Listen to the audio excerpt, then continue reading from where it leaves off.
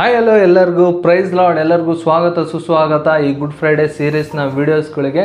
ಕತ್ತಲೆ ದಿನ ಅಂತಂದರೆ ಏನು, ಆ ಕತ್ತಲೆ ದಿನ ಯಾವುದು, ಈ ಒಂದು ಯೇಸು ಸ್ವಾಮಿ ಸತ್ತಂಥ ದಿನನ ಯಾಕೆ ಕತ್ತಲೆ ದಿನ ಅಂತೇಳಿ ಅಥವಾ ಯಾಕೆ ಆ ದಿನದಲ್ಲಿ ಕತ್ತಲಾಯಿತು ಅನ್ನೋದನ್ನು ತಿಳ್ಕೊಬೇಕಾ?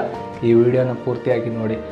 ಯೇಸು ಸ್ವಾಮಿ ಸತ್ತಂಥ ದಿನ ಅಥವಾ ಆ ಯೇಸು ಸ್ವಾಮಿ ಶಿಲುಬೆಯಲ್ಲಿ ಸಾಯುವಂಥ ಪರಿಸ್ಥಿತಿಯಲ್ಲಿದ್ದಂಥ ದಿನದಲ್ಲಿ ನಾವಲ್ಲಿ ಸತ್ಯಭಾಗದಲ್ಲಿ ನಾವು ನೋಡ್ಬೋದು, ಹಲವಾರು ನ್ಯಾಚುರಲ್ ಕ್ಯಾಲಾಮಿಟೀಸ್ಗಳು ಆದವು ಅಂತೇಳಿ ನಾವಲ್ಲಿ ನೋಡ್ಬೋದು.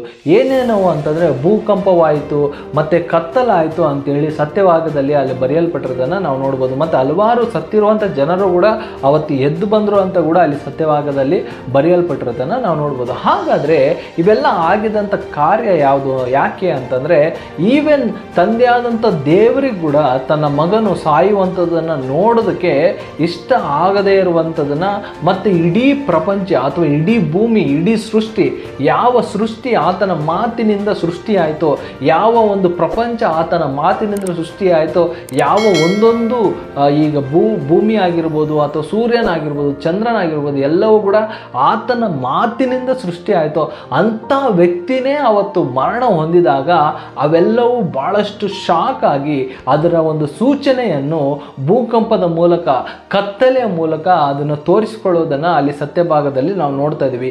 ಇಡೀ ದಿನ ಸೂರ್ಯನು ಆ ಒಂದು ಸಮಯದಲ್ಲಿ 3 ತಾಸುಗಳ ಕಾಲ ಅದು ಕತ್ತಲೆ ಆಗಿತ್ತು ಅಂತೇಳಿ ಅಲ್ಲಿ ಬರೆಯಲ್ಪಟ್ಟಿರೋದನ್ನು ನಾವು ನೋಡ್ಬೋದು. ಇಡೀ ಒಂದು ರಾಜ್ಯದಲ್ಲಿ ಭೂಕಂಪವಾಯಿತು ಅಂತ ಕೂಡ ನಾವು ನೋಡ್ಬೋದು. ಹಲವಾರು ಜನ ಸತ್ತಿರುವಂಥ ಜನ ಎದ್ದು ಬಂದರು ಅಂತ ಕೂಡ ನಾವು ನೋಡ್ಬೋದು. ಇವೆಲ್ಲವನ್ನು ನೋಡಿ ಹಲವಾರು ಜನ ರಕ್ಷಣೆ ಹೊಂದಿದ್ದಾರೆ ಅಂತ ಕೂಡ ಅಲ್ಲಿ ಸತ್ಯಭಾಗದಲ್ಲಿ ನಾವು ಬರೆದಿರೋದನ್ನು ನಾವು ನೋಡ್ಬೋದು. ಹಾಗಾಗಿ ಈ ಒಂದು ಭೂಕಂಪವಾಗಲಿ ಕತ್ತಲೆ ಆಗಿದ್ದಾಗಲಿ ಇದನ್ನೆಲ್ಲ ರೆಪ್ರೆಸೆಂಟೇಟ್ ಮಾಡೋದಕ್ಕೋಸ್ಕರ ಆಯಿತು ಅಂತ ತಿಳಿಸೋಕ್ಕೆ ಇಷ್ಟಪಡ್ತೀನಿ.